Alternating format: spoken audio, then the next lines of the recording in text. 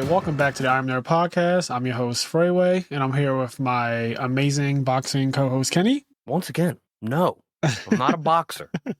And we're going to be talking I guess about... I could be in today's day and age, you know? Yeah, that's also true. You actually just could be, but we're going to be talking about Mike Tyson's ass. No, not actually, but, you know, I'm sure everyone has seen or heard of the fight between Jake Paul and Mike Tyson over the weekend, and it was atrocious. Not a fan. His ass was the best part of the weekend. It really was, though. And I wrote as much on Facebook. I was like, honestly, Mike Tyson's ass coming out was the most interesting part of this entire extravaganza. The thing is, it's not that it came out. There was such comedic timing on what happened because he's just there doing like an interview.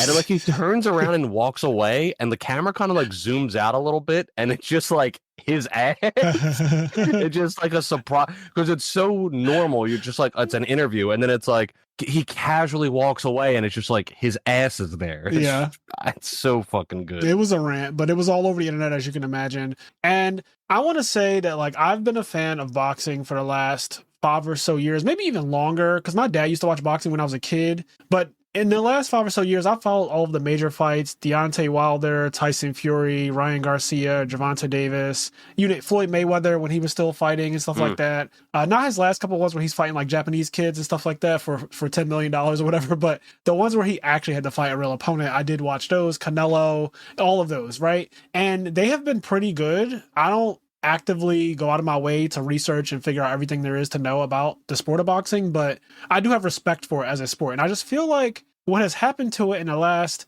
I don't even know how long Jake Paul's been doing it, the last 3 years, I guess, is more of a joke. It seems more like wrestling, like it's a spectacle, and not, because boxing always has had the element of marketing where the two fighters, they do a meetup, right? They do the weigh-in, and there's always like a little bit of drama there to act like, you know, oh, there was almost a fight at the weigh-in to get people kind of hyped and riled up. That was always the thing. I get that. But when they got in the ring, it was all business, like real fighting, and I didn't feel like someone was either throwing the fight or there was some kind of agenda being pushed. I felt like these two people both want to win, especially if they're both undefeated, which I watch a lot of people who are undefeated fight each other.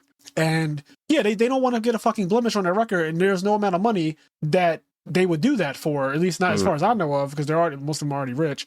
So it's kind of like now when you see things like a senior citizen fighting against a 27-year-old, and they have to make all these special rules, like the gloves are going to be weighed more and the rounds are going to be shorter and there's only going to be 8 rounds, and just all of these weird things to make it where the 60-year-old can fight the 27-year-old who just started doing boxing 3 years ago and like has only fought people who he's not fighting actual boxers at the top of their game. He's fighting people who are fucking in retirement or just not very good at the sport. It's all like just like it's never actual like climbing the circuit and going through like real boxers that are really doing the sport and have the skill and technique. It's always, and that are young and actively doing, it's always just like a spectacle thing, like, oh, I'm fighting fucking George Foreman on top of his grill. Right. Like it's literally that though. Like George Foreman on his grill every time. It's never Deontay Wilder, Tyson Fury, Terrence Crawford, stuff like that. I almost said Terrence Howard. Terrence Crawford. Terrence Howard would be so hustle and flow. Come on, man. The fucking boxing gloves.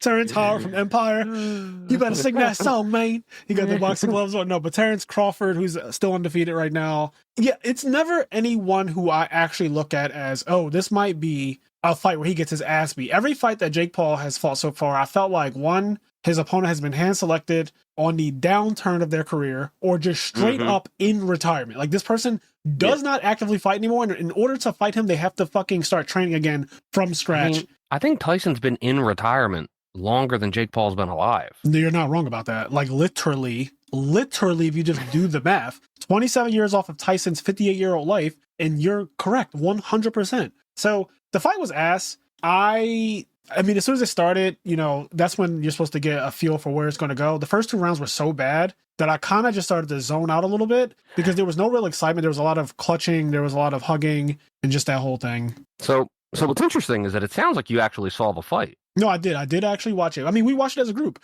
You weren't a part of it, but it was all of my, all of the house. The house, we watched it while we were doing other things. So let me tell you my experience. Okay.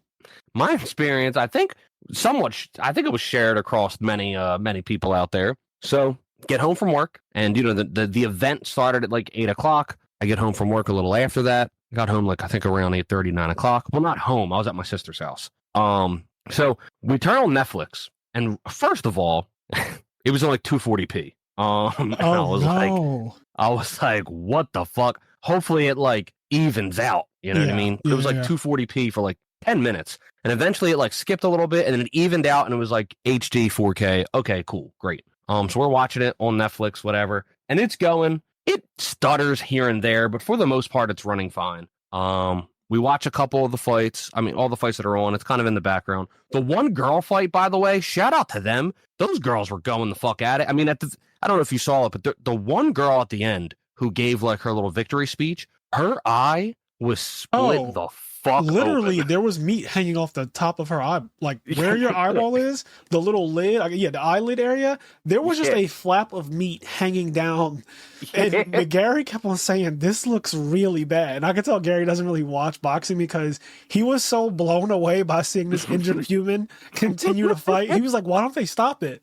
And I was like, they don't always do that, Gary. He's like, but there's no way that she can continue to fight. He saw this so innocent, and I was like, yeah, Gary, they go in with, they get their ass beat. Like, they get their ass beat. Yeah. Her eye was open. Yeah. So anyway, split. Shout out to her. But so we get to like, Tyson, we see his ass. We see Jake Paul do whatever the fuck he does, drives around in his car or whatever. The pre-fight interviews and like then they walk out, right? And so everything's fine. But this is what I was looking for because me, I wanted like that magic. I was like, oh my God, please, Mike Tyson, just like somehow you're still an animal. Being 60 years old doesn't matter, like you can get in there, take his head off. Now, I'm a pretty big Mike Tyson fan. Same. I've watched all of his fights multiple times. I think that's because we grew up in his era. Yeah, we for sure. He's like, I mean, he's Michael Jordan of boxing, like at least for us, like for our era. Mike Tyson and Michael Jordan, like, you know what I mean? Like, we grew up with the Mikes. Michael Jackson, Mike Tyson, Michael Jordan, yep. They were all 90s, right? They all peaked in the 90s. Michael Jackson in the 90s is fucking tier 0. Mike Tyson in the 90s, tier 0. And Michael Jordan in the 90s, tier 0. We had three tier 0 mics in the 90s. The mics were crazy. So, something you'll notice if you look at young Mike Tyson is that when he's walking out to the ring and when he's in the ring, if you look at his eyes, they are the eyes of a fucking killer, like a stone cold killer. Like there's no light in those eyes. And so when he walked out to the ring, I was like looking for that. And that's where I first kind of started to get sad. It's because like now it's game time. And I saw him walk into the ring and I could see his eyes and like they just weren't the eyes of an animal. See, I didn't notice that because while I have seen Mike Tyson's fights, I haven't seen him in a very long time. And I didn't notice that aspect of it, but you're basically saying that like either he wasn't really in it like that or he already knew this isn't that serious and I'm just kind of here to entertain for 8 rounds and collect my check and go home. Yeah, he just, whatever it was, the eyes when he was walking down that ramp, you could just see it in his face. You could just see you already knew, but here when it was actually happening is where it's like, I guess, proven. And I could see it and it's like, oh, this is just an old man. Yeah. Like this is no longer the killer. You can also imagine that people like him who did boxing as their main form of earning money and were really good at it, they probably have CTE as well, just like football players. Like, I'm no one's doctor, but I think that if you get hit in the head multiple times by someone professionally, a lot of boxers tend to just have speech impairment, which is one of the biggest signs that there's something wrong. Like they have a speech impediment of some sort, slurred speech, just trouble putting together thoughts, anger, like fits of rage and things like that. Mike Tyson has been known to be violent outside of the ring as well. Yep. And just, I would not be surprised because you can't diagnose CTE until the person is actually dead, apparently, because you need to be able to completely study their brain and see it and all that stuff. And then again, I've only researched CTE a little bit, mainly around when Aaron Hernandez was a thing, because I was just so curious about why they were blaming this guy going on a homosexual murderous spree on CT. I was like, what the fuck is CT that it makes you gay and kill people? But then it's crazy. The first time I really looked into it was with the wrestler why am I drawing a blank on his name? Crippler Crossface.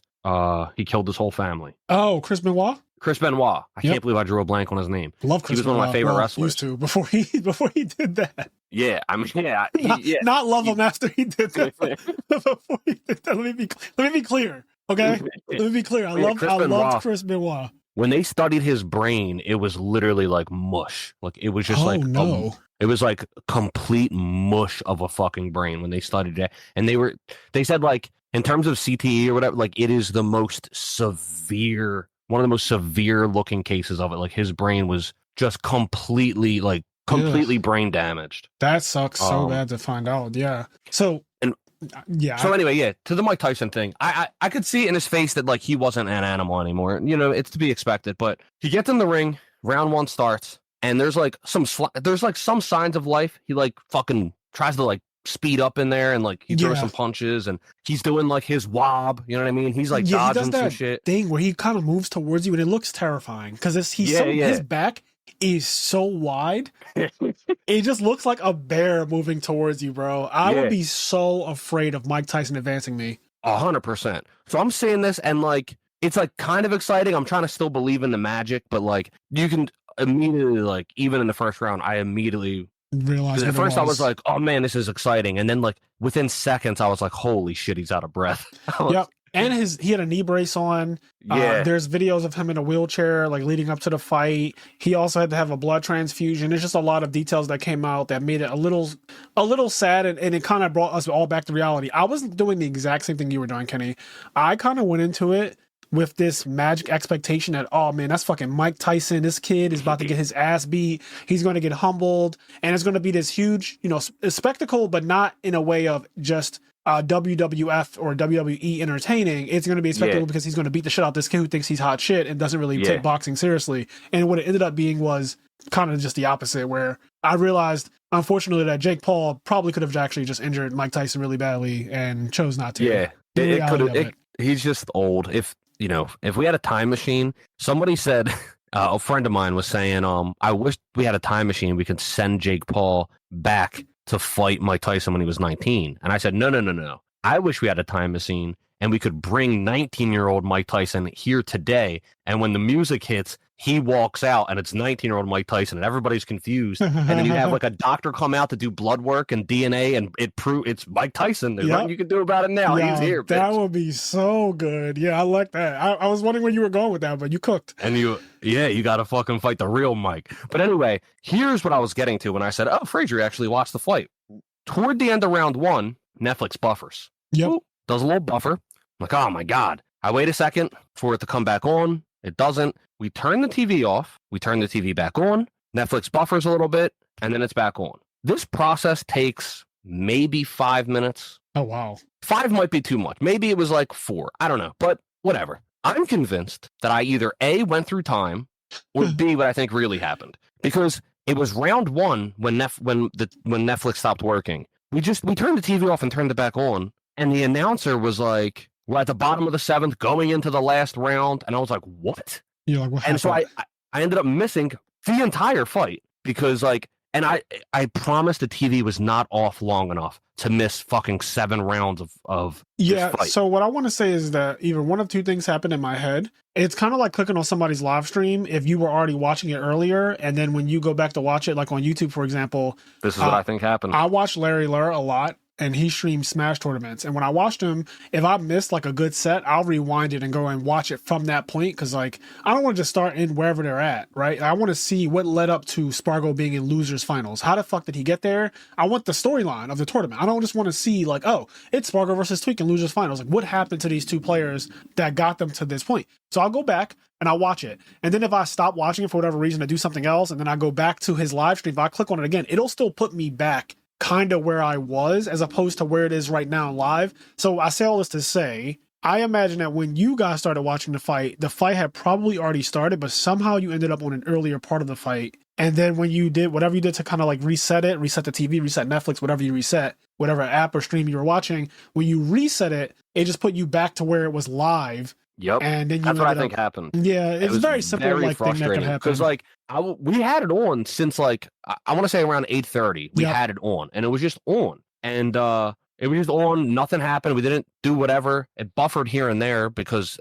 I don't know. Netflix crashed. Yeah, and then when it was like a big buffer and just wasn't working, and it was round one of the fight, I was like, what the fuck? We turned the TV off, turn it back on. And then it's literally the end of the fight. And exactly what you said is what I think happened is I think we were actually behind where it was live. And then when we reset the TV, we went to live and it was the end of the fucking fight. So I actually didn't end up getting to see, I saw like half of the first round and I saw round 8 and that was it. And I was so fucking annoyed. And round 8 fucking ended early too because Jake Paul, and I hate when people do this, not that it was a real fight anyway, but Jake Paul like stops fighting halfway through round 8 to like bow to Mike Tyson and do all this corny shit. Dog, as long as the timer's going, I'm going to try to hit you. Like, I hate people like ending the fight early to like show respect. No, I know exactly the what you're talking fucking about. fight is going. Yeah, I don't like that either. I hate that. That's how Neji got his fucking jaw broken by Naruto, you know?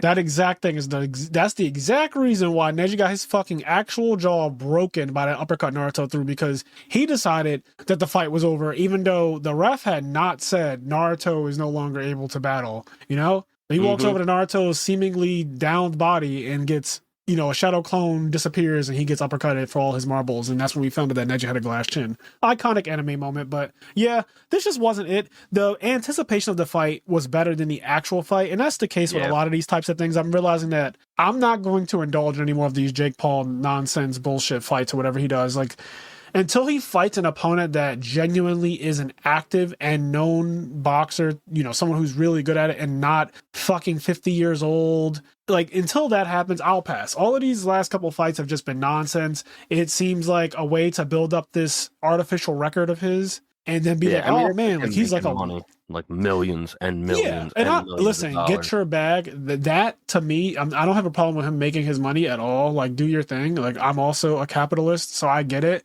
But at the end of the day, just for the sake of boxing as a sport, like it's just a complete bastardization of boxing. It's not like, this is just wrestling. It's a storyline. And it's all produced, like extra produced. Yeah, just not. It's not the real thing. It's just nonsense. Yeah, it sucks. On one end, I was so pissed because I didn't get to see the fight. Basically, I got screwed over by Netflix. But then on the other end, it's like, it's not like there was really anything to see. Yeah, you didn't really miss much. The other thing is, like, I don't think that we're the only people who were looking for that Mike Tyson magic either. When I was looking online, everyone leading up to this fight on the internet was basically saying like, oh, I can't wait for like Tyson to knock this kid out. And, you know, he's finally fighting somebody real. I think that's because we were all thinking of Tyson's prime, thinking of Tyson in the 90s. We were all coping. Yeah, like no one actually considered, like, you know, he is 60 years old. Like, actually, right? So, and I'm willing to say that I bought into the whole Tyson is going to destroy this kid vibe, because they had a couple videos of Tyson, you know, sparring and doing his little workouts and stuff like that. But 60 is 60. It sucks. What I did was like, it's almost like when you start to not believe in Santa Claus, but then part of you goes like, no, Santa's still real. Yeah. Basically, that's what would happen to me is I would go like, Mike Tyson's going to knock this mother. He's going to knock his fucking head off. And then I would go, oh man, he's really old though. Like he's really old. But then I would be like, nah, fuck that. Like I would like try to keep the magic alive. I was hoping that the script that they were playing by would have Tyson not come out in like the very last round. That's what I was really looking forward to, something where there's like a minute left and Tyson just catches him and there's a moment where he gets stunned and just falls back and his feet rise up in the air and he kind of 1, 2, you know, or, you know, they do the count. I was really looking for that moment, and none of that. There was really nothing exciting about it. The thing to me is like, I just wanted something to happen, and literally nothing. I mean, he called Jake at one point with like a really good hook, and it stunned him or whatever. But then he kind of stopped going forward, and that's what really kind of made me think like, oh, I don't know if this is the real thing. It seemed like once you wound somebody, usually a good boxer is going to start. That's when they go in. Like, oh, you took a hit. I made contact with your fucking face. Like, there's a clip going around on the internet, and I mean, it's just from the fight. It's not like a doctor clip at all. It's just Tyson punching fucking Jake Paul in the face. And Jake Paul visibly reels back from the punch. But then Tyson just literally stops attacking him immediately after he lands the punch. And the punch hurt. Like, it very clearly hurt. But, like, he just stops. And I was like, I don't know if that's because, again, Tyson's old, or if that's just because, like, I'm not actually supposed to knock you the fuck out right here.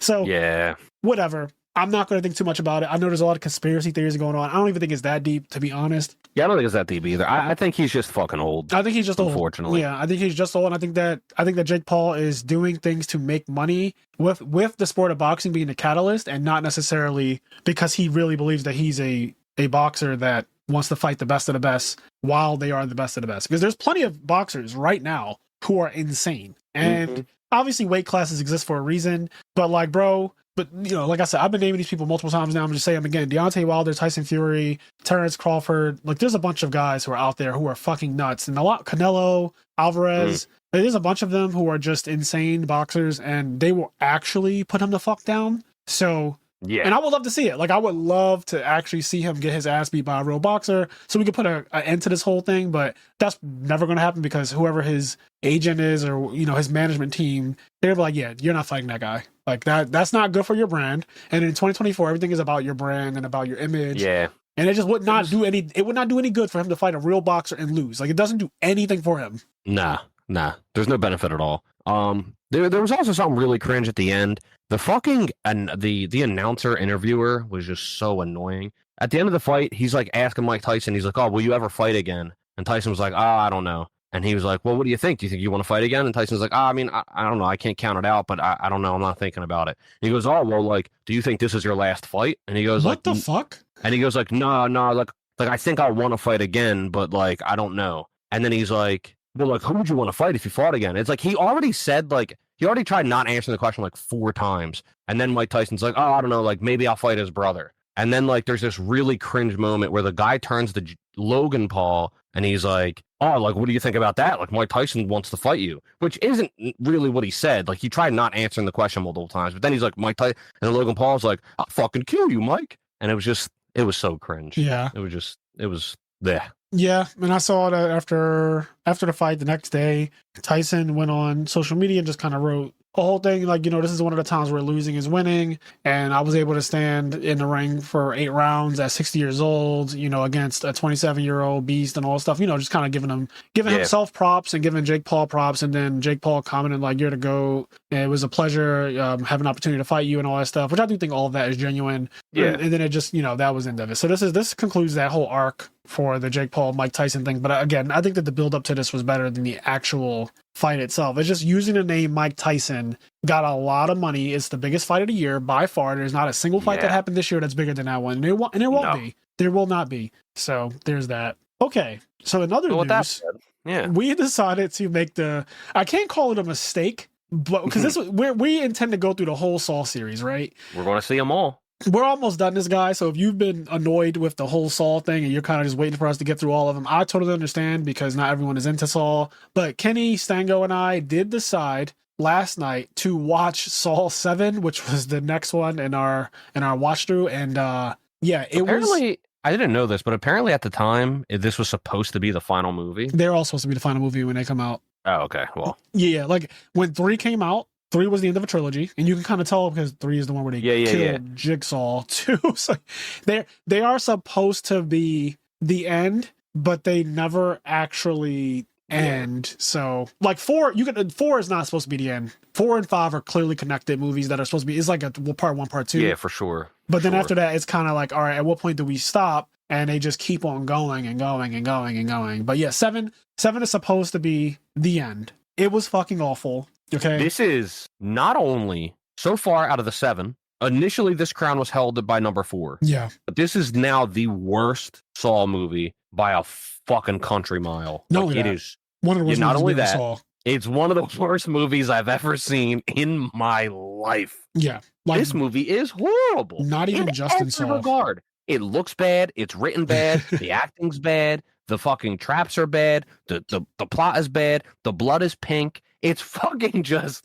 it's so bad. Yeah, it's cringe. It's really cringe. The opening scene is like 2 guys. So I don't know why, but for whatever reason in this Saw, they're making a public spectacle to the world with the opening. So this curtain kind of comes down and you see inside of what looks like a display case almost, but it's in the middle of, like, let's say downtown. Whatever your downtown looks like where you live, there's a giant glass display of a jigsaw trap with 3 humans in it. A guy on the left, a guy on the right, and a girl above them. And there's a huge buzzsaw. Like, there's a bunch of buzzsaws going off in the middle of them. The girl's suspended, and she cheated on both of them. She's been manipulating them, having them fight each other, and going back and forth, and just basically being a scumbag, toxic person. Which, by the way, when this movie opened, when we were all in voice chat, I was like, this is one of the pettiest reasons to put someone in a jigsaw trap. Like, I get it. It's crazy. I get it. The girl's toxic. She's been playing both of these guys against each other. They're friends, or they were friends. and she's fucking both of them, and then she's telling one like he hates you and all, typical. This is something that happens in real life. I've experienced it in my friend groups and stuff like that. Everyone's experienced it probably by now if you live long enough. But like, to say that she has to die, or that one of them has to die because of this, is fucking crazy. Absolutely insane. Also, and this happens a lot in this movie, the two guys are just innocent in all of it. Like, they're just two guys that got cheated on. Like, what? Yeah, you said that immediately too. Why do they have to die? I don't understand. Immediately when we were watching it, Kenny was like, wait, why are they being tested then if all they did was date this toxic human being? Like, they didn't even do anything. And then this movie, and this was kind of common for movies around the time period of which Saw 7 came out. I know the Final Destination movies started to do this a lot too. Those, because I don't know if I fully consider Saw or Final Destination like horror movies. They're obviously horror movies, but they're like horror adjacent. They're like a little different. I agree with you. I wouldn't consider them to be horror in the sense of like Freddy, Michael Myers, Chucky, stuff like that. Yeah, but movies in the genre, they started to do this thing where they were like trying to be really edgy, and there was just like a lot of weird. So the point I'm getting to is that this trap is set up, and then the girl is like hanging from the ceiling with her tits like perfectly crested out.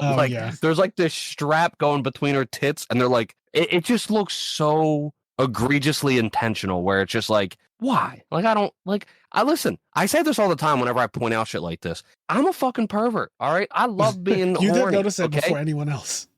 But it's just ridiculous. Like, I don't need that in this movie. It's so stupid. Yeah, it's funny though, because my mind, when the scene happened, I'll tell you right now, I could have stared at that girl up there hoisted with the strap thing on her boobs that was basically pushing them outward because it was in the middle. So it's kind of like a bra, like a push-up bra on her, essentially. I would have never noticed it.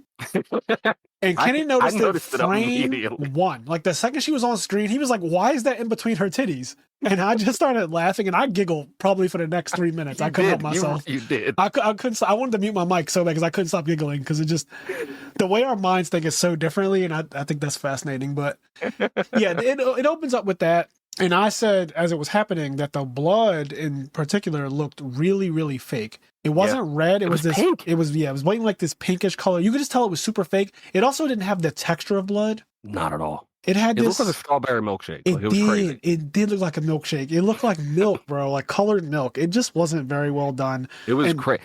And then they show a scene, and it's so funny because they show a scene from the last movie, and the blood looks awesome. Yeah, it's crazy that they showed it right after this opening where everything looks terrible. Yeah, so it's the blood on Hoffman's face. Yep. Because the trap goes off and he gets out of it at the last second, and there's blood on his face, and it looks great. And I think Frazier even said, like, the blood looks great there. And then literally the next, because they're just showing the recording of the last movie. So the next scene where they're showing the follow-up of what happens next as Hoffman leaves that room. So we just saw Hoffman with like blood all over his face, and it looks awesome. He walks through the door and the blood's pink. Yeah. And it's just like this new recording for the movie, and the blood immediately loses all of its budget. And it's like, what the fuck just happened? Yeah. And then Stango kept pointing out that, this is Saw 3D. Because that's what the official title is. It's not called Saw 7 officially, I think.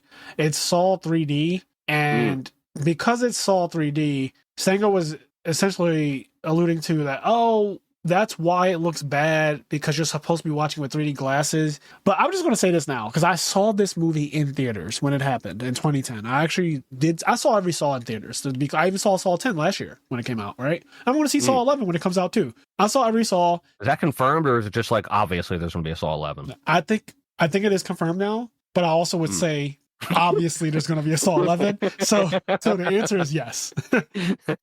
so yes. The answer to that question, to your two questions, is just yes. But yeah, I remember seeing it, and I think it looked bad when I saw it in theaters too. Like, I don't recall thinking to myself, "Oh man, with these 3D glasses on," which, by the way, I fucking hate 3D movies, and I'll shit on them every time I get a chance, because I don't want them to come back. So I feel like I'm doing my part in society by just shitting on 3D movies always to make sure they're never become a thing again. They're awful. Please, James Cameron, fuck you. I think he's the guy. Is he the guy?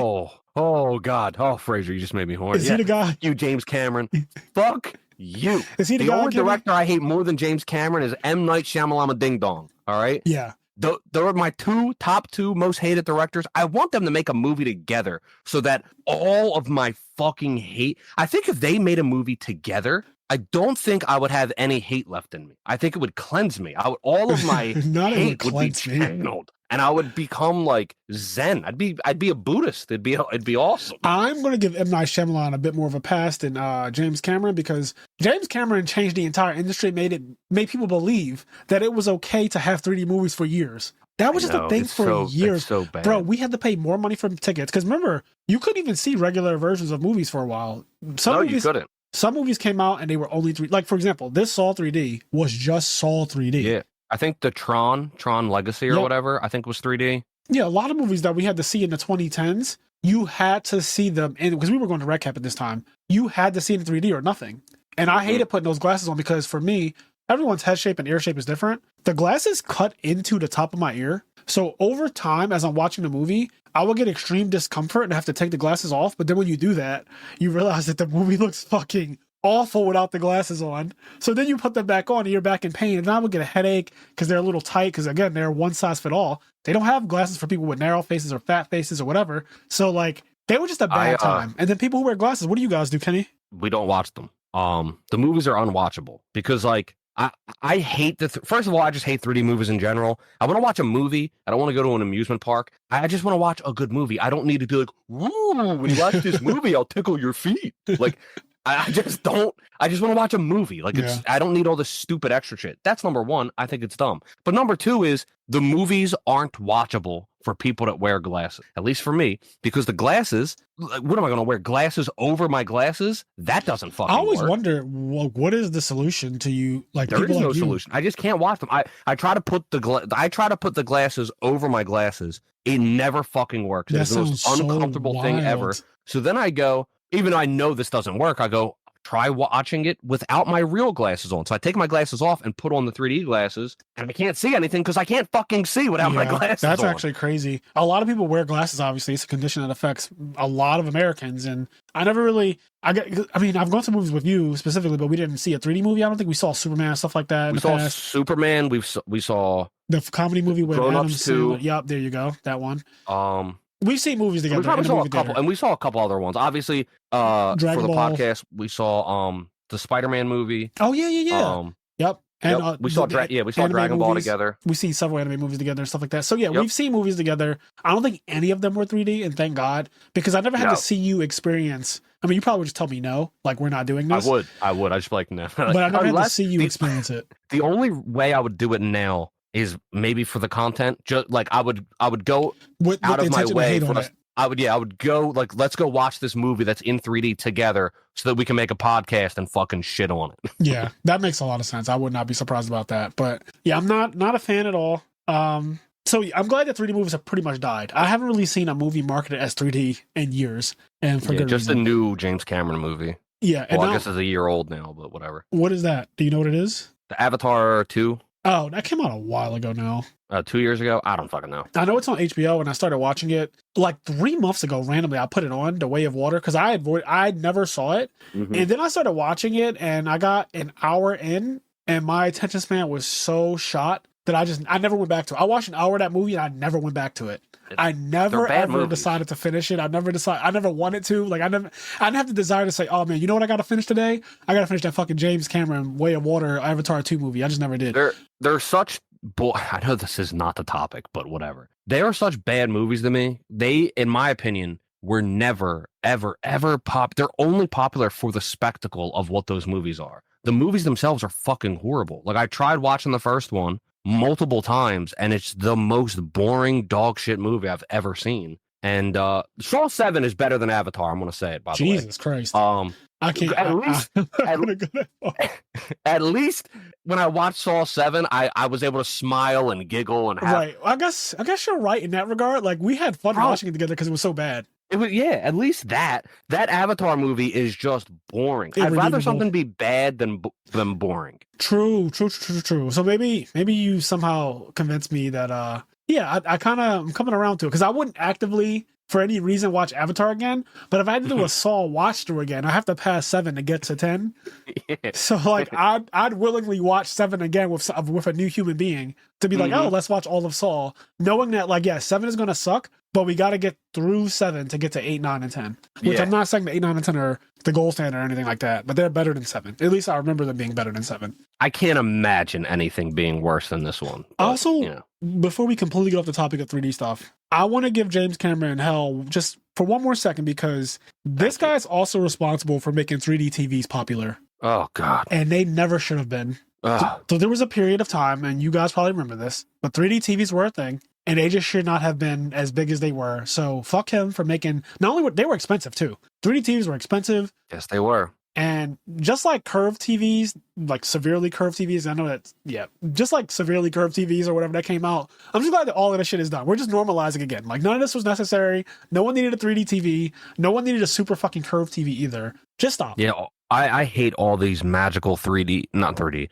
all these magical TV trends. Like, I just want a fucking TV. I just want a TV. Yeah. I don't need my TV to fucking go in 3D. It's stupid. Yeah. I don't need it. So with that being said, I guess we could just talk about Saw a little bit more. I'm not too enthused about it, but I think that this movie was bad for a lot of reasons. The writing, you went through a whole list, like the writing, the acting, all that was bad. The writing in particular was really bad because none of it really made sense. All of the traps in this version were unwinnable, and literally no one won any of the traps. Like from Jill Tuck to everybody before her, everyone lost, including the guy going through like the maze or whatever. There's always a guy in every movie basically going through a maze to save someone that he loves, but plot twist is not really his wife, or plot twist at the end, whatever. But no one survived any of the traps because they were all so poorly designed. Like they were just kind of lazy on the traps. Yeah, every single trap ended in failure. Usually, like even like one of the first times I did the maze thing, like even if the guy that's doing the maze, even if he ends up failing at the end,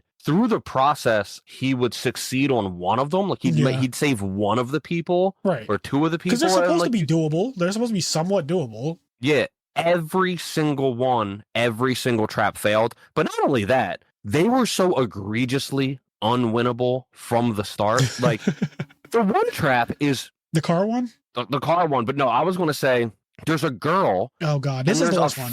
There's a fishing line down her throat. And at the end of the fishing line is a fishing hook. And on the fishing hook is a key. And this is in her stomach. This sounds so dumb. And so there's a key on a fishing hook on a fishing line down her throat into her stomach. And the guy has to pull this out of her fucking mouth, all the way out of her stomach, out of her intestines, through her throat and out of her mouth. And if she screams, then these drills that are advancing towards her neck, where she can't move either, so she's kind of bound and her neck is completely exposed. These 4 drills are facing her north, east, south, and west, and as the noise level in the room rises above a whisper, the drills move forward. So basically saying if she screams, the drills will start to press into her throat and kill her. She has to remain quiet as possible while he pulls a fishing hook, an actual fishing, like a sharp fishing hook that a worm would be on or whatever, like you put your bait on.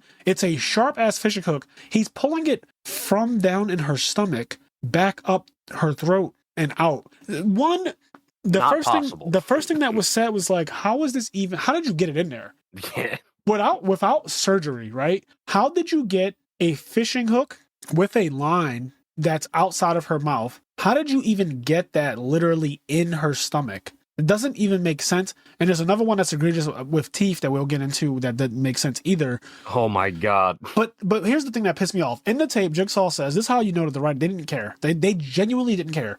In the tape, Jigsaw comes on, he's talking blah, blah, blah, makes this whole speech. He says, if the volume of this room raises above a whisper, then the drills will start to move forward. Yep. As the guy's pulling the fucking fishing hook out of this girl's mouth or like stomach or whatever, obviously she starts to scream like any normal human would. Then he covers her mouth. Then he says, stop talking. But he is speaking in his regular ass voice. And for whatever reason though, when he speaks, the things don't move forward. The drills don't move. It's only when she speaks, which doesn't make any sense. So then they get to a point where obviously she's not going to succeed because she keeps screaming, and he eventually gets to a point where he gives up on it. He backs away. Her throat gets drilled open. She dies. After she dies, though, instead of just being like, "Oh fuck, man," like, "God damn, this sucks," he walks up to her dead body and starts screaming at her like, "Why didn't you just shut the fuck up?" Yeah, he's like, all you gotta do is shut the fuck up for once. Like, he's what? like, "All you had to do was shut the fuck up," and he's yelling at her as she's dead, by the way, but like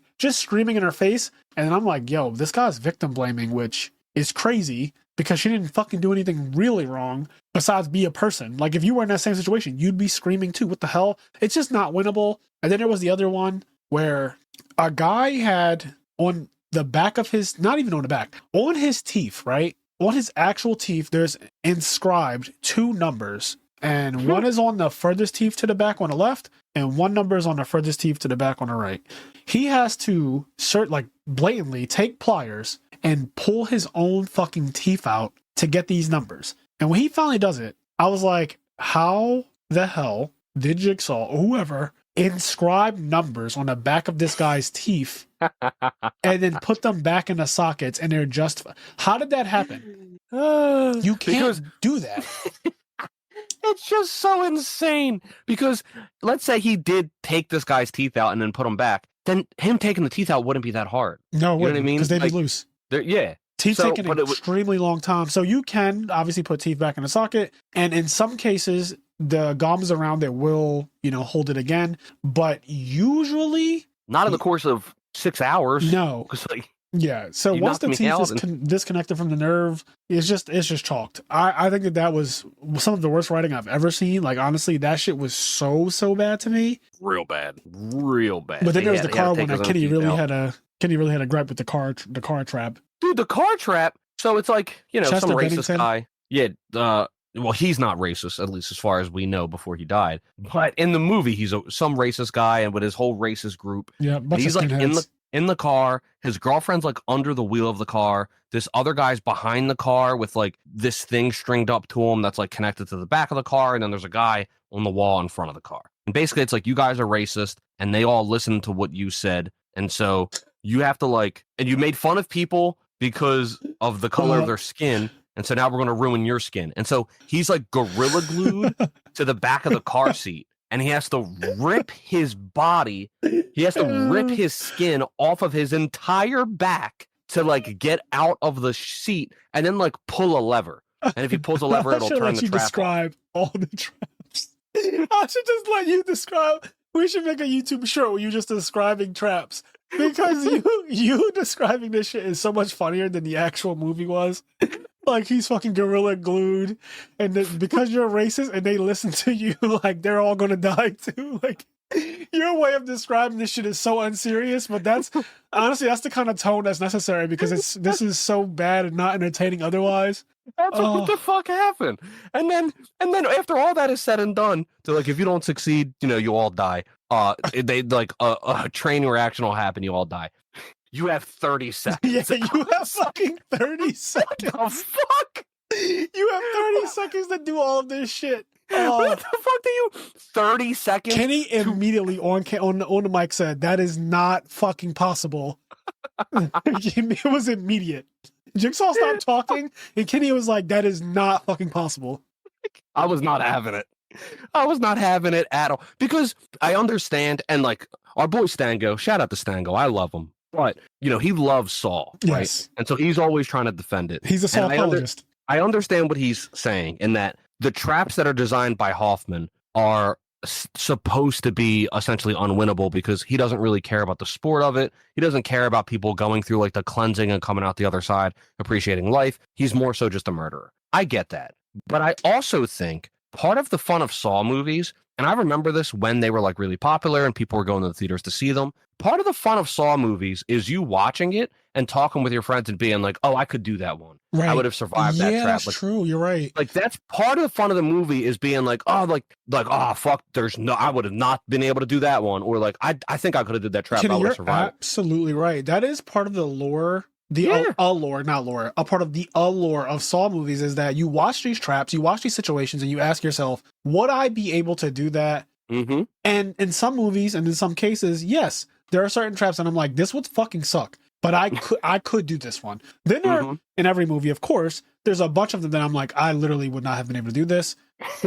And I think that in Saw 7, every single trap was I can't do that. Well, no one could. Yeah, every single trap was like, no, you die. Like, it's fucking, here, you have to solve fucking Einstein's theory, and you have 30 seconds. It's like, what do you mean? And then if you don't do it, we put the theory to test and, like, fucking set off a nuke in your brain or something. Like, yeah, it was really bad. None of them were survivable. None of them were even reasonable. They were all just corny and with bad writing surrounding them. You want to talk about reasonable. Then they start going through ones that aren't, like, a major part of the movie. They're not part of, like, the major plot, but there's, like, this Saw help group where people talk about things they went through. And so there's the one where there's this girl, and the trap she was on, it was her and another guy hanging from, like, a pipe. And under them was this gigantic Super Mario World fan thing.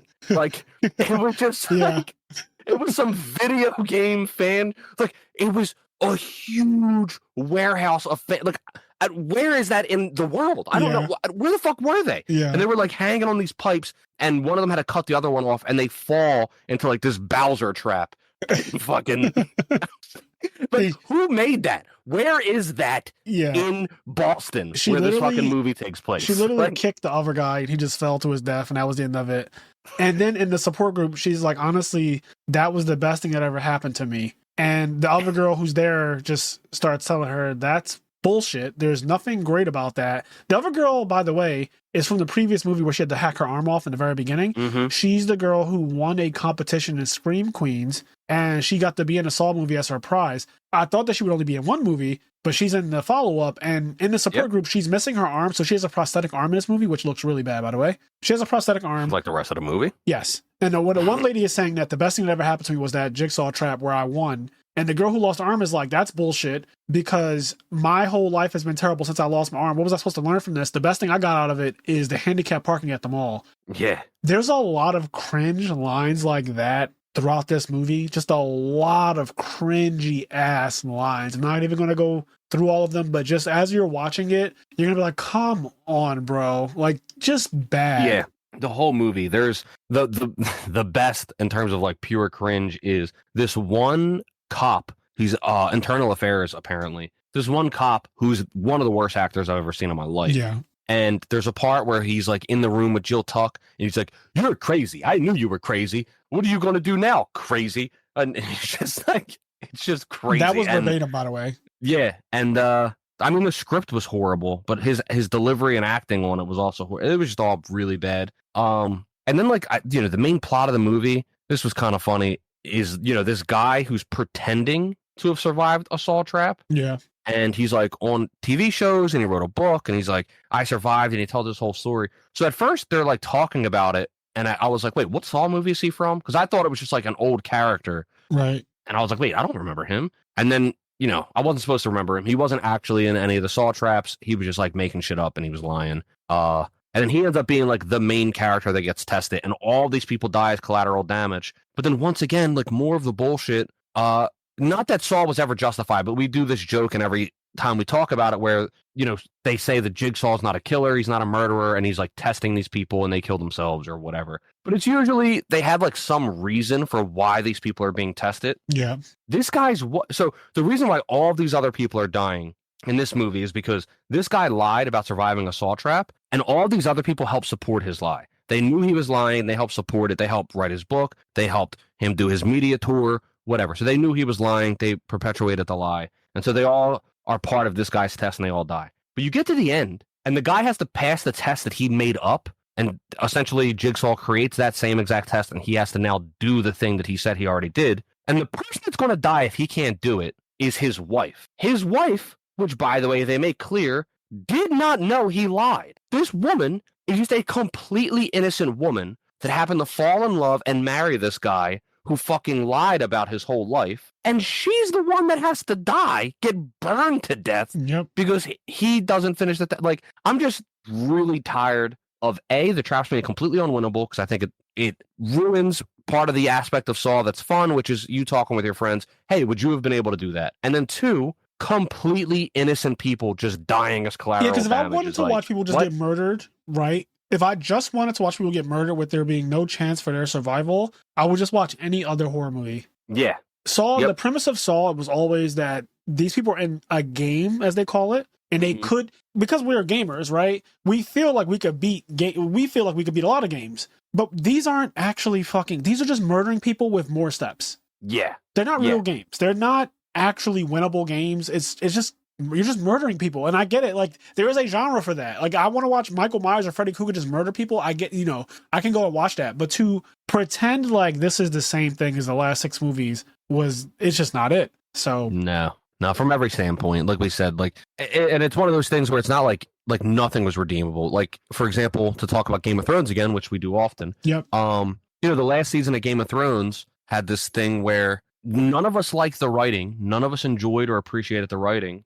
but it looked really good. It did.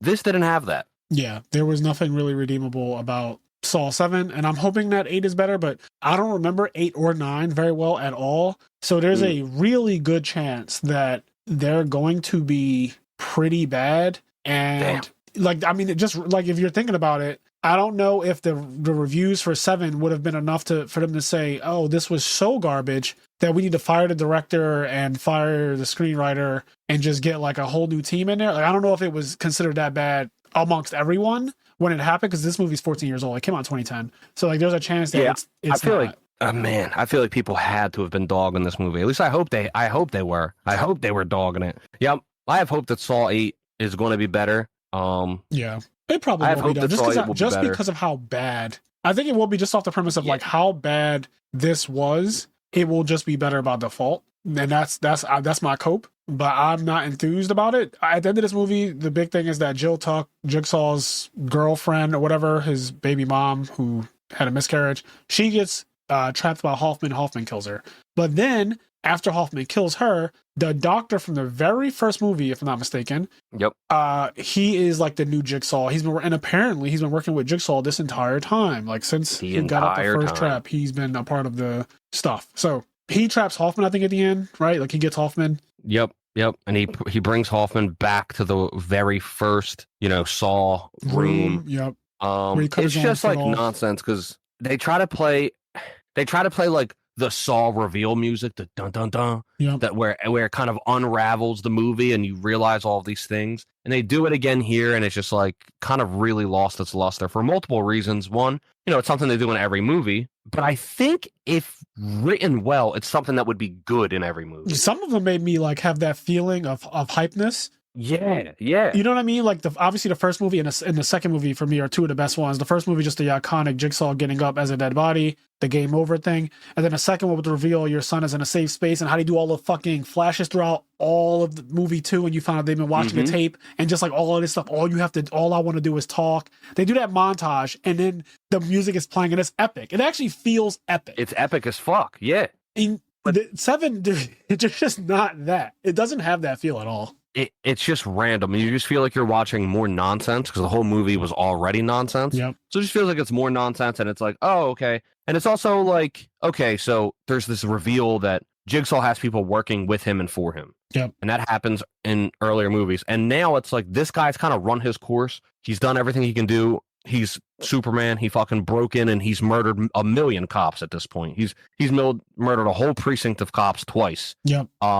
He's kind of run his course. It's done. We have to kill him off and move on. So how do we do that? Oh, this entire time, actually, there was another guy secretly working for Jigsaw, and he did all this stuff to help Jigsaw, and then he had like this prerogative, this thing where you don't take any more actions until my wife dies. Don't do anything to save my wife. Right. But if my wife dies, then I need you to act immediately. Do you kind of feel like this is where, as I'm watching them rapidly together, so you can really kind of remember the storyline, you feel like this was the most contrived one so far, right? With the doctor being inserted. Like, you don't think the doctor was planned out from the beginning or anything, right? No. You feel like they added that in to kind of keep it going. Like, we need a new, because we need Hoffman to go. Because Hoffman, I kept saying this every movie that Hoffman's been in since basically the second one. Hoffman needs to go, but like, then that's kind of the end of it. So they keep on finding not even clever, because that's not the right word to use. They keep on finding ways to make a new Jigsaw person. But in order to do that, they have to be like, well, how did this person needed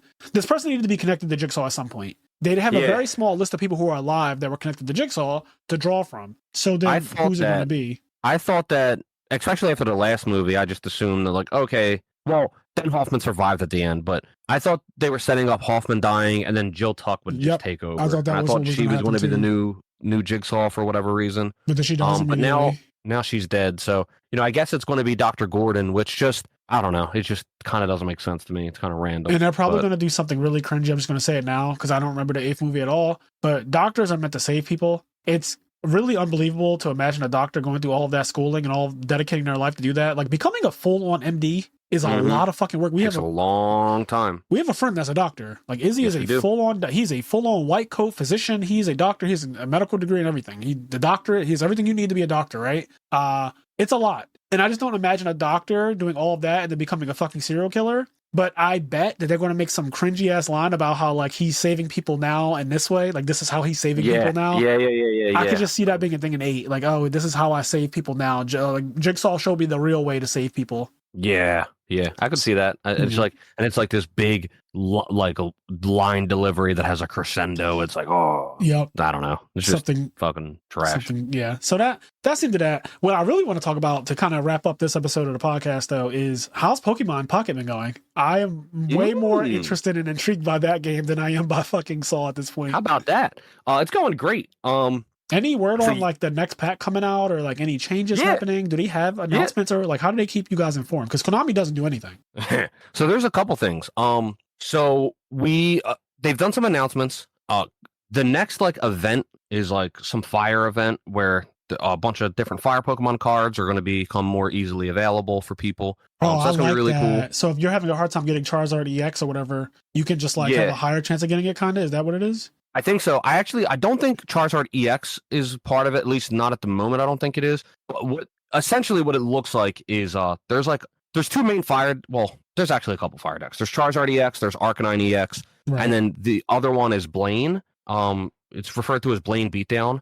Is Magmar out already? Yeah, Magmar's in. Okay. But Magmar's not used in Blaine Beatdown, even though he could be. Unfortunately, the Magmar card is just not that good. Some people use it. Some people tech them in. Did Blaine play Magmar? Did he have Magmar? Yeah. Okay. Yeah. I want to make sure I wasn't misremembering like the original Pokemon, but go ahead. The way Blaine Beatdown works is that the Blaine card says that if you play this card, your Rapidash, Ninetales, or Magmar this turn deals plus 30 damage, which is a lot. Yeah, that's more than somebody's weakness. Yeah, it's a lot of damage. It's really, really good. And so Blaine and those cards in particular are relatively quick and fast and easy to set up. And so it's kind of a budget deck that's able to set up really quickly. It doesn't really need any EX cards, and it can compete with a lot of the strong EX decks. So it's really cool. And this next event, a lot of those cards that are part of that are going to just become even easier to get. Yeah.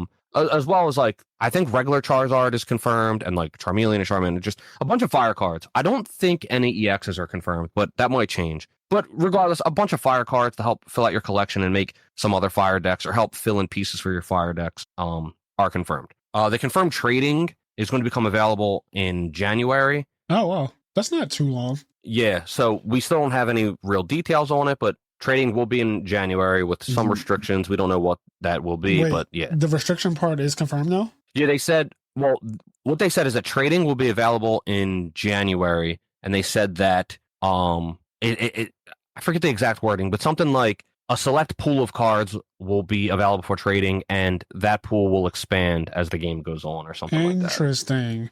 So, however they worded it, because I know, you're not the internet. I don't expect you to remember everything verbatim from the way they wrote it, but the idea is already there that they're trying to do something to curtail people from monetizing it super hard. Probably, yeah.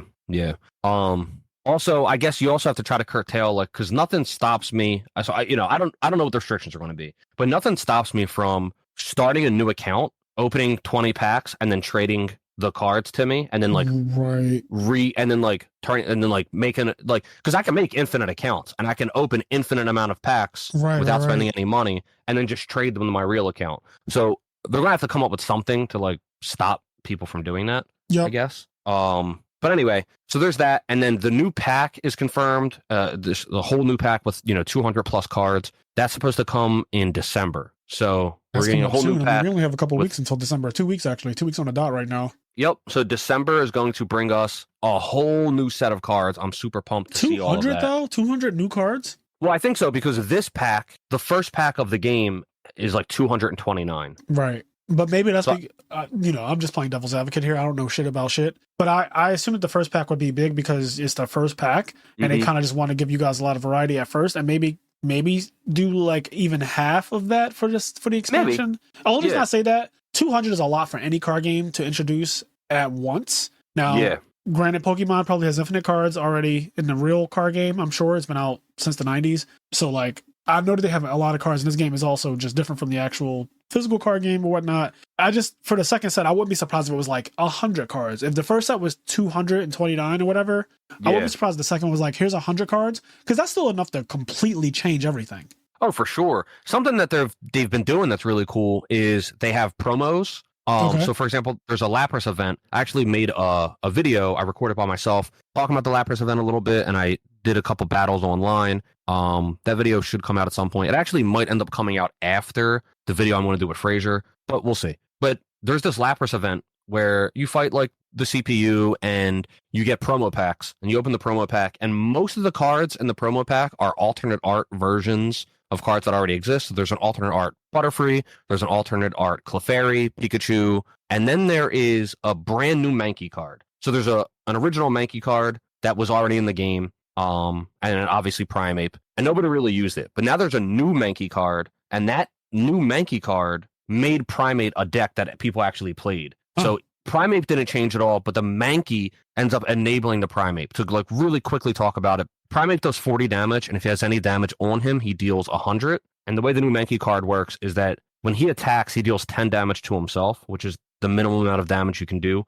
So the fact that Mankey enables him damaging himself makes it so that you can set it up to get the minimum amount of damage on the Mankey evolving the Primeape, so Primeape has damage on him, but as little as possible, and then he's immediately doing 100, and he's fucking knocking shit out. That's 100 is a lot. Isn't that what that fucking Pikachu? Pikachu does like 90. Yeah, Pikachu EX does 90. So 100 is Starmie pretty good. EX also does 90. So yeah, 100's really good. It's one evolution to get to from Mankey to Primeape, right? Mankey Primeape. Yep. Okay. So that promo card it came out, and it completely, that one card made a whole new deck viable, which is interesting because like Primeape already existed, but it was a new promo for his pre-evolution that made him like live, which is kind of cool. I really like the idea that they have their pulse on the game, because that tells me that somebody looked at what's not played and said, how can we make it playable? Which is going back to what we always said about nerfing versus buffing. And instead of just straight up nerfing things immediately, it's probably better that you buff other things to get them up to par, and then you go from there. I actually like that a lot. Like, let's make Mankey and Primeape playable because it's not played at all, really. And instead of just saying, let's just nerf, Charizard EX, Mewtwo, and Pikachu right off the bat. Yep. And yeah, so it made that deck playable, which is cool. It also added Lapras EX, which is a new Lapras card. She's pretty cool. I talk about it in the video, but I'll say a little bit here. I don't think she's that good. I think the new Lapras has some issues and ultimately isn't that good, but it's a good budget option because technically it's free to play. You just get it by participating in the event and opening promo packs. We know what the next promo pack is going to have in it. Once again, it's alternate art cards, and then there's a brand new Jigglypuff, which is really cool because there's currently a Wigglytuff EX in the game, but she isn't really used, and the Jigglypuff that goes with it just sucks. But the new Jigglypuff that's coming out looks pretty good, so that right away is going to help enable Wigglytuff decks to be played more just by adding a better Jigglypuff. They're adding a new Haunter, which actually looks worse than the original Haunter that's in the game. And I don't know if there was another new card in there or not. But yeah, so there's promo packs that come out that add cards to the game, help shake up the meta a little bit. And then come December, we're going to get a whole new set that's going to hopefully shake up the meta a lot and add a lot of new stuff and new cards and all that juicy stuff. Yeah, I'm happy to hear. I mean, Pokemon, biggest IP in the world. I hope that it does continue to, I don't want to use this word here, but I have to evolve, and get better. No pun intended, really. But yeah, I'm looking forward to this game evolving and people having something else fun to play and do with their time. Just anything to kind of take your mind off of whatever you're going through in life, because I always say do the things that make you happy. I know Pokemon brings a lot of people happiness. It brought me a lot of happiness with Pokemon Go until it didn't. Yeah. And this is being handled with care, it looks like right now. So Yeah, so far it's been great. I mean, I know a lot of people are complaining about the meta. That's not something that bothers me too much. Every game is going to have a meta. yep. I actually think the meta is really healthy, all things considered. There's multiple decks that are like Pikachu is meta. It's Pikachu, Mewtwo, and then Water in general, and Charizard are like the strongest decks. Water has probably the most divergentness because there's like Starmie, there's Articuno, there's Blastoise, which is probably the weakest of them. There's Lapras, and there's a couple other water What's your things. ranking of the decks again? Would you just... I'd say Pikachu's number 1, Mewtwo's number 2, and Water, like in general, is probably number 3. Why and is then water in general without it being a specific type of water? Because whereas like Psychic is there's a bunch of Psychic cards, but in general, the Psychic deck is Mewtwo. Right. Water is in a different space because there's at the moment, probably two primary ways to play Water. One of them is with Starmie EX being in the deck with something else. So it could be Starmie with Articuno, or Starmie with Lapras, or Starmie with Blastoise, or Starmie with Frostmoth. And they all work. Yeah. It's like Starmie plus another water line of Pokemon. Right. Starmie is really strong.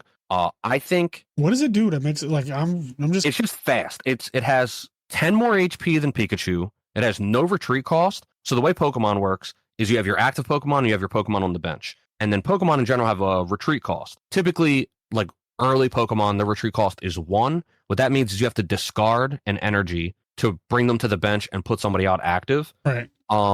Big Pokemon like Venusaur, their retreat cost is 3, which means you have to discard 3 energies to put him on the bench to bring out somebody else. Starmie's retreat cost is 0. She can just fucking retreat.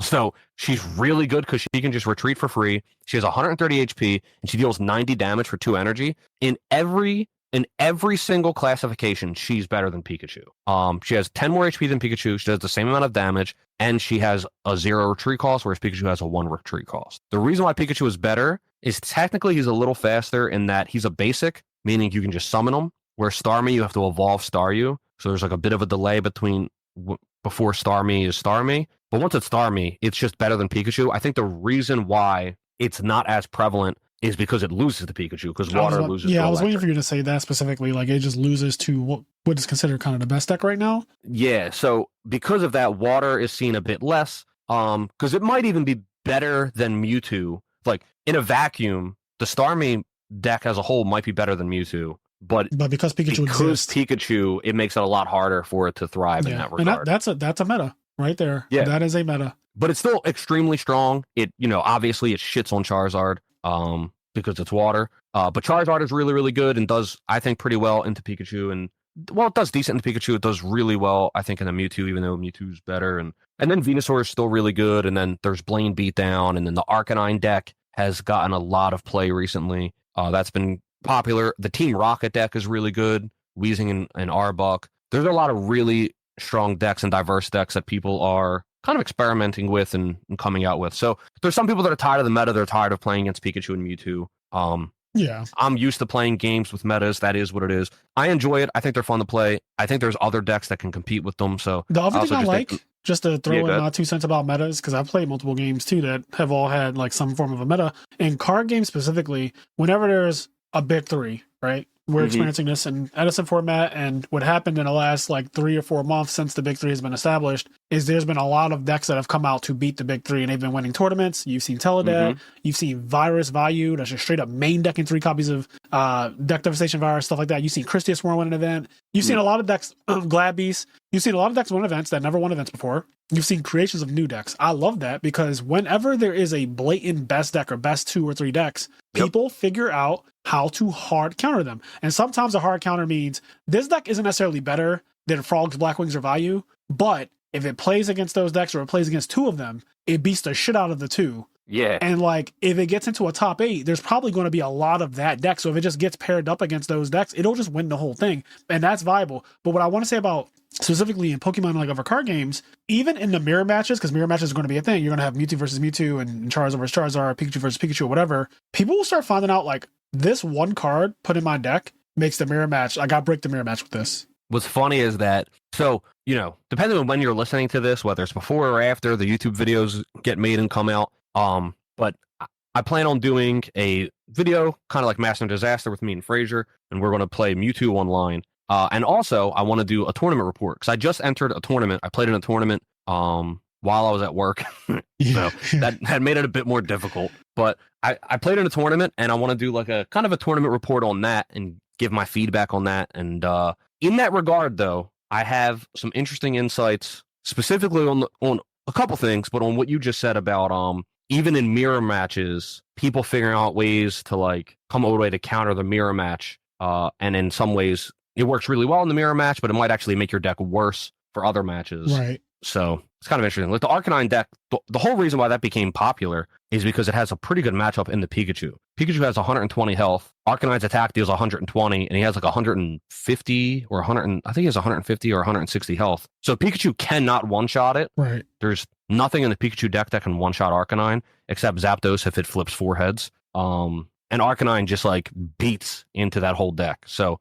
Pikachu being the most popular deck makes Arcanine pretty damn good, because when you enter tournaments, you're probably going to play against a lot of Pikachu. Exactly. I also want to bring up the article that we read on IGN about the going first problem in Pokemon. I don't think we talked about this too much on the last episode where we talked about Pokemon extensively, but in Pokemon TCG Pocket, when you go first, it's kind of bad. And usually in card games, pretty much every card game, going first is really fucking broken. Yeah. But in Pokemon TCG Pocket, when you go first, you can't attach an energy, right? Is that the one thing that you can't do? Yeah, you can't attack either because really there's nothing bad to attack. But yeah, you can't attach energy. So what is the benefit of going, like, what is the one benefit of going first? I guess you get to put something out. Well, no, you both put something out. On turn 0, turn 0, you pick your active Pokemon. Oh, so it's not even like, okay, so what is the one benefit? Let me just start over. The benefit of going first, I guess, is just you're a card ahead, because you draw for turn first. The benefit of going first is just that you're a card ahead, and you can like play your cards first. But the problem is the way Pokemon as a game, Pokemon's not like Yu-Gi-Oh! The way Pokemon is as a game is it is a game where you ramp over time. And so you need your cards to like set up, and like things ramp up over time. So there's not much to do on turn 1 anyway. Right. It's not like Modern where you literally win the game on turn 1 by just setting up this crazy ass board, is what you're kind of saying. Yeah. There's not really much for you to do on turn 1 anyway. A big thing you can do, well, 1, you're a card ahead because you drew for turn first, right? So, okay, fine. But 2, technically, so there's a class of card called Supporter. Supporter cards, you can only play 1 in a turn. Right. So I think I talked about this in the last episode, but there's essentially Pot of Greed. It's called Professor's Research. You play it and you draw 2 cards. But if you play Professor's Research, you cannot play Giovanni or Sabrina or Misty. You can't play any of the other supporter cards. So Pot of Greed is balanced by the fact that if you play Pot of Greed, you lock out the ability to play all of these other cards that aren't Pot of Greed. For example, Giovanni says your Pokemon deal plus 10 damage this turn, which is really nice for just hitting like certain. For example, Arcanine deals 120, which kills Pikachu, but Zapdos has 130 health. Right. So Arcanine has to play Giovanni to kill Zapdos in one hit. And one hitting things is really important. If you play Professor's Research, you won't be able to play Giovanni, whatever. So I say all that to say is technically you have the advantage of like, because you can only play 1 supporter a turn, having a turn up on your opponent where not only did you get to be 1 card ahead, you got to play supporters first. Right, so you'll play 2 by the time they play 1. Yeah, that is technically a big advantage. And maybe as time goes on and we get more cards, that'll become more relevant. Right. People are complaining at the onset, and I get it. The game is in its infancy. You just have to see how things develop a little bit. Now, we're like a year in, and going first is still just terrible. Yeah. Then it can, because right now it's actually it's an active detriment. Even playing a supporter is a detriment because the main support, because all of the other supporters are based around like other shit. None of the other ones you could really play except Misty, which is a whole other thing. The supporter card you would want to play on turn 1 is Pot of Greed, Professor's Research, right, which draws you 2 more cards. That is really fucking bad to do on turn 1 because if your opponent plays red card, which I do think red card is bad, but people play it. But if on turn 1 I play Pot of Greed with a hand that knowing I'm going to get cards that I can't use, and then you fucking red card my hand away, yep, You have less it's of like recovery now too because of that. You used one of your pot of greeds and they got red carded away, so it not only canceled it, but now you don't have a chance to draw. You don't have as many because you only play 2 of each card. You said so, like that professor, whatever. It's just one of them's burned. If you play 2 of it, one of them's burned. Yeah. So going first right now is just worse in just about every way. It is definitively like going second always feels better. Yeah, that's so interesting. There have been formats in Yu-Gi-Oh where going second is better and correct to do. Necrolls being one of them. There was a Necrolls format that I can recall. I haven't played a lot of Yu-Gi-Oh past 20. Well, I stopped playing in 2017 altogether. So anything after 2017. So from 2017 to 2024. So that's 7 years of modern Yu-Gi-Oh that I have not played. And goddamn, that's a long time now that I think about it. I haven't played modern Yu-Gi-Oh since 2017. So there's a lot of formats that probably came and went that were go second friendly or go second correct that I don't know about. But the one that I can recall that I played in was Necrolls, where I blatantly won the die roll and said, you go first. And my opponent would do the same to me if they could. And that's because of multiple reasons. One of the main things, if people remember, is like Trishula, Necrolls of Trishula. You can't Trish somebody unless they have a card in the field, they have a card in their hand, and they have a card in their graveyard. They have to have a card in all 3 places. Your opponent can't possibly have all 3 places filled unless they've taken a turn. Yep. Yeah. So, right now going second is better. And although it sucks because it feels really bad to go first, once again, it's one of those things where I've played enough card games to know that, like, the alternative is that going first is just broken, right? Yep. So it's I don't want that either. I think that people are going to bully them into like doing the wrong thing, and I hope that it doesn't work. Same.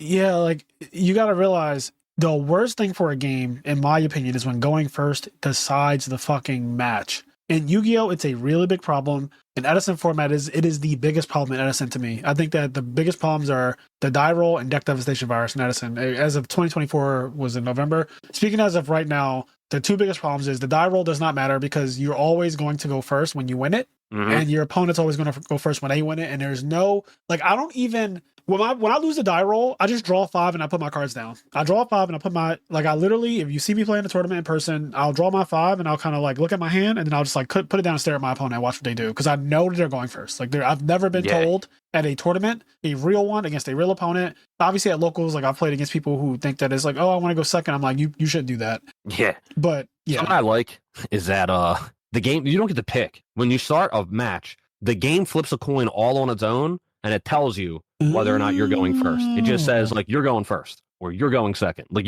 there's no choice involved. It's the game flips a coin, right? And it heads says, like, first, tails second. You flipped heads, you go first. You flip tails, you go second. Yeah, and it's weird because in Pokemon, it's understood that heads is like the good effect and tails is the bad effect. It's funny because you want to get tails. You're like, please God, right? Because I've always known that about Pokemon. I've known a couple things about it, and that's just one of the things. Also, I think Vinny was the one who commented just to kind of correct. We were talking about last time about in real life Pokemon TCG. If you're weak to a Pokemon, it does do double. I don't know. That's crazy. I must have heard that like at some point through my many years of playing card games and just kind of kept it in the back of my mind because I've never played Pokemon TCG ever. Like never, ever in my life did I actually play it. But Vinny did confirm that it is literally double. You do double damage to a Pokemon that's weak, which is fucking crazy. I've played it. I've played it before back in the day, but yeah, I forgot about that. Yeah, I've also never seen, like, I can say I've known you for 14 years and I've never seen you play Pokemon TCG, so you probably haven't played it in an extremely long time. No,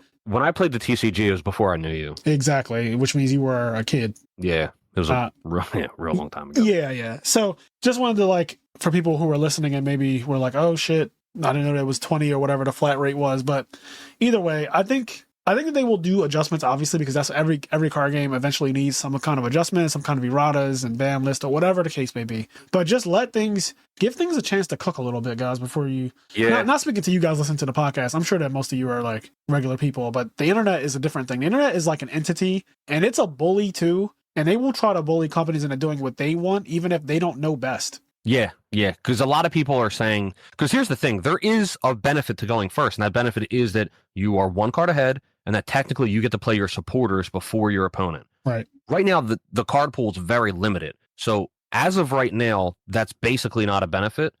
And so people are like, oh, so going first, you should still get energy, but not be able to attack, which is maybe how it works in a real card game. I don't know. And I understand that, like, okay, you get an energy, but then, like, not only am I a card ahead, not only am I a supporter ahead, I'm also an energy ahead as well. Yeah. And going first becomes, like, really strong. Yeah, so, I feel like also the game is shorter. You guys are playing 20 cards, 3 points. Yeah. You're playing a shorter... I feel like in a real Pokemon game, when I say real, I mean in real life, the game is longer, there's more chances to like turn it around, even if you go second. For sure. Yeah. So I don't want them to overtune going first. Right now, I think it's fine. It sucks going first. I hate going first. However, as they add more cards and there's more deck diversity and more supporters come out, going first might attain more of its benefit, and it might even out. Who knows? We'll see what happens. There is one card that I do think, unless something changes, is going to be kind of toxic for years to come. I want to hear about this. And that's Misty. What does it do?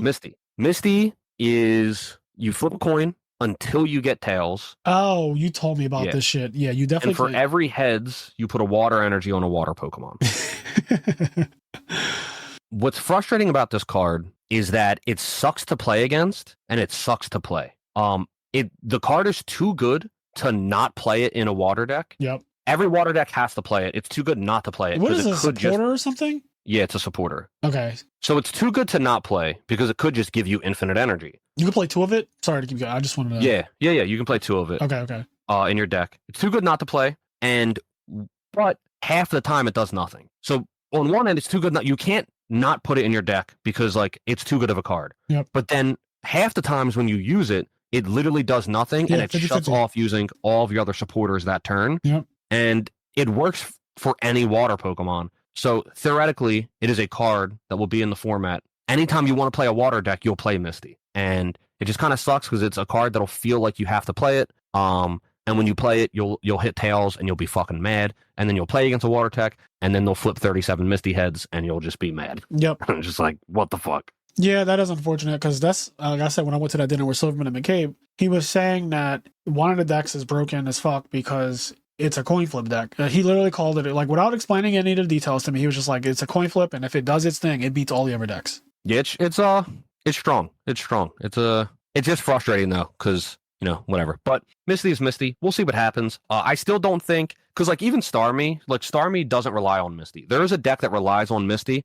and I'll do more detail on it on like the tournament report. But it's Articuno. That deck like relies on Misty, and if you don't get Misty, you just suck. And if you do get Misty, you're great. Yep. It's basically like it's the Dragon Turbo, I'd say. Yeah. There's a Dragon Turbo deck in this game, and I think that Dragon Turbo is toxic as a deck too. So I'm not, like I always say, in Edison, if Dragon Turbo ever became too consistent, the format will start to actually die. The best thing that has happened to, I think, Edison is that while like Hydro Pump and Pro Storm and those guys have really, basically my team has pushed Dragon Turbo really, really far. I'm just glad that they haven't pushed it to the point where it's literally like multiple people are playing it. The point of no return. Yeah, because it literally would end the format. I think that if that shit became so popular that people were like, I need to build my Dragon Turbo deck. Like if everyone just had a pet Dragon Turbo deck. Because the only people that have really had success with Dragon Turbo is like Hydro Pump and like 2 or 3 other people, right? Yeah, Ghost Rider, Hydro Pump, and Raikoko are the main 3 that have like had success with Dragon Turbo in terms of like winning tournaments. I think they're the only people who have won tournaments with that deck. No one else has won a tournament with it, I don't think. And yeah, so it's really just like 3 people that can really acclaim the Dragon Turbo, but I don't want it to become a widespread thing. And last year I had fears of it, but I guess really it was the beginning of this year really is when I had fears of it, and it just went away. Like it just kind of went away. The deck still has its inconsistency problems, and like all of our like deck devastation virus is now being main decked, which it's deck dev is very good against that deck. It plays 3 Debris Dragons, 3 White Stones, 1 Flamval Guard, Vortex Trooper, Tragodia. Everything I just said gets hit by deck devi. I might be missing some cards, but those are right there. They all get hit by deck devi, and so that deck could just like die because you have this hand of Cards of Continents and stuff like that. But then if I fucking deck devi you immediately, your White Stone and your Flamval Guard and your Debris Dragon, they're all in a graveyard. You can't play Cards of Consonance. I just killed more cards in your hand than just the monsters. Yeah. Just ruin you. Yeah. So, Misty sucks, but at the same time, the deck's pretty inconsistent. Like, it's a deck that, one day it'll get lucky enough to win a tournament. I don't think it's really won any big tournaments yet, and like maybe it will, but it's not a deck that I really think will ever be able to win tournaments. It's a deck that's going to be annoying. It could fucking give you your second loss in Swiss. Yeah, I was going to say it'll end your run, but not like, win the tournament, which I hate that feeling too. It's kind of feel about when I lose the Dragon Turbo. I was like, damn, I lost to this deck. It's probably not going to win, but like it's going to ruin my day. Yeah, and at the end of the day, that's something you just got to kind of accept with card games. Just like with drawing, like some people get really up in arms with some of the coin flip stuff, but even that doesn't bother me that much because I don't view that as really any different than like not drawing the right card. Like, Yeah. it's another layer of RNG, but at the end of the day, like, card games are going to have RNG, and sometimes you just like don't draw, or you know, this doesn't happen or that doesn't happen. Yeah, I don't know. All right. Well, with that being said, we can wrap this one up. Thank you guys so much for listening to this episode of the podcast. I hope you enjoyed it. We talked about like 3 different things: Mike Tyson, Saw and his 7, ass. and yeah, And that is Pokemon. ass. And yeah, and oh god, that worked out so well, didn't it? And with that being said, I want to give a shout out to the people on our Patreon at the Party Member Higher Tier. Thank you guys so much. You are the lifeblood of this podcast, and we cannot go a single episode without appreciating you. So I want to give a shout out to My Body is the Machine, Leon. I love drinking whole milk straight out the jug. Quest, you're a madman. No, Quest, you and me are gonna have a celebrity boxing match one of these fucking days, Straight bro. out the jug is unhinged. Just by the way, not the carton. Straight out the fucking jug. Like, you buy gallons of that shit. That's crazy. Xavier, this ain't God. This is Stanley Earl, Grandmaster of the Bottom Tables. Y'all gonna learn to stop playing with us. Henry Reynolds, First to Home. My Body is Machine that hydro pumps. My B, Dallas Bailey, KJ, The Flood with Doc and Ziggy. According to Meta AI, Sarah Maria, Alexa Hearn, FT Campa, Kyle Batelho, I'll Let You Suckle My Titties, Sugal, Vicky Venamine, Elijah Barfall, Tyler Tadeo, Volvita Mega Monarch, Janitor 215, Joshua Carrot, or Chai, Brian Moore. Behind the Duel This Podcast with Ty and Justin, Mike and John, and then we have Tim Bailey's Glaze Smooth Butt got an email. You got an email? Oh shit, he might be unbanned. What did I? Oh shit! I was hoping somebody's. I was hoping you got a smooth butt email. I hope so. I thought somebody got back to you trying to get into that glaze. Because I know Tim. Stop. I know Tim Bailey's been banned from Yu-Gi-Oh for a while. So I'm assuming that what he's saying is that he finally got an email, because that's how you get unbanned. They send you an email. You don't just get unbanned when your date comes up. That's when you can apply for reinstatement. So I'm assuming now if he didn't get an email to get unbanned, then that kind of fucking sucks. But well, shout out to you if you got unbanned, and if you didn't get unbanned, well, at least your butt's still glazy. 15 Fingers Billy Break, Frozen Go Dojo, B-Dog 23, Alkaheist, Hershey Bar, Phil and Poister, Romeo Snyder of Team Hugh, Tyler Frasher, Daniel Anderson, Deroa, Chicken Toaster Strudel, Jordan Eastman, Robert Light, Mike, Kazi95, Clanger, Obese Corgi, Pavinci, Travis Lurs, Harsh Kumar, HD19, Joel Cruz, Gregory Calmaring, Juan Ambry, Limp Biscuit Jigsaw is coming, Mike and John, Blue Dewey, Marcel, Water Vortex, Kyle, Crudeau, Froggo, Anthony Japov, Michael Zhang, and Konjik. it's so bad now. I don't even know who the original Mike and John are anymore on this list. Like I feel so bad that like I'll never know who the original Mikes and John were, because they're just fucking diluted by the 40 people who named themselves Mike and John at one time, and some of you have not changed it since. So nope. But yeah, shout out to everybody on our Patreon at the Party Member High Tier, and shout out to everyone on our Patreon in general. Thank you guys so much. We still have our goal of reaching 200 patrons, and when we do, we'll do $1,000 tournament that is free to everybody who is actively on our Patreon. So yes, sir. Look forward to that in 2025, I imagine, is when it'll happen. And we highly appreciate every single one of you. With that being said, we're going to get out of here. If you have a episode or suggestion for a podcast idea that you want to hear from us, please, in our Discord server, there's a podcast suggestions channel. And if you come up with something interesting, something good that we could genuinely do, that doesn't require us to watch like a full season of a show that has like 10 episodes or something. It has to be reasonable, guys, because like we do have, limited time. We both work and stuff like that. But if it's something reasonable, maybe something more conceptual and not necessarily like, can you guys watch these 3 movies and do it? Then let us know. Shit. Yeah, because some of the things, like some people will be like, do this show. And it's like, in order to do that, we have to watch all of it. And I would love to, but we're already watching like Yu Yu Hakusho, Dragon Ball. We have Bleach coming up and stuff like that. So it has to be a little bit more like, I don't know, like how we just kind of can freestyle on, or maybe include it in an episode. But put what you want to hear us talk about in podcast suggestions on the Discord server, and we'll consider it and see if we can actually get to it. That'll be a cool thing. Also, definitely listener letters. Write those into imnerdpodcast at gmail.com. Again, that's imnerdpodcast at gmail.com. And with all of that being said, do the things that make you happy, including enjoying Mike Tyson's ass, but not Saw 7 being ass. Catch you in the next one. Peace. Peace.